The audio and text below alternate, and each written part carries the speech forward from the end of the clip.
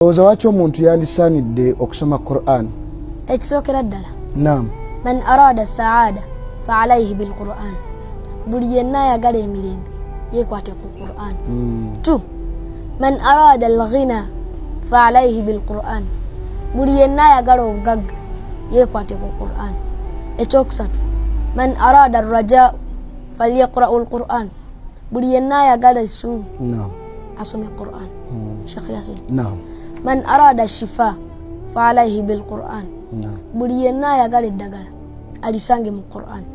Nabi sallallahu alayhi wa sallam atugamba mu hadithi ya Ali radhiyallahu anhu nti khairu dawa'il Qur'an.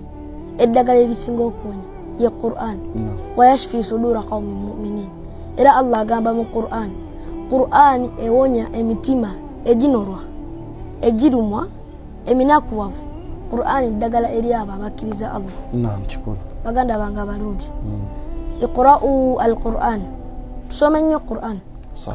Fa innahu ya'ti yawm al-qiyamati shafi'an al-ashab. Kikulu. Kubanga ejja kujja ku lunaku lw'enkomerero ng'ewolereza abo abaali bagisoma Qur'an Allah. Kati nze nina obuzibu saagala kusoma Qur'an. Qur'an mpa obuzibu okugisoma sigiwa budde. Biki byensubwa? Ekyamazima. Osubwa bingi.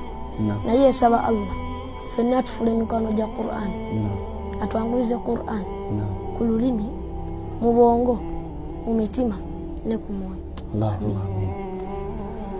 Kale wahadha naqul wabillahi tawfiq. Oyogedde ebigambo birungi nnyo.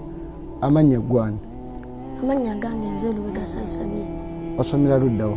Somera ku Ihsan Junior School. Lisangibwa? Lisangibwa Wakiso. Wakiso munene kifo kye kituufu? Kasengeti. Oyina emyaka emeka? Nina emyaka 11. Oli mu class ki? MP5.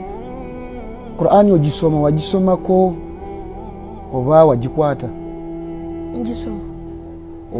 Wakwatako? Kyenkana ki? Juzu 6. Kale tumulidde oyabadde Luwega Salsabil.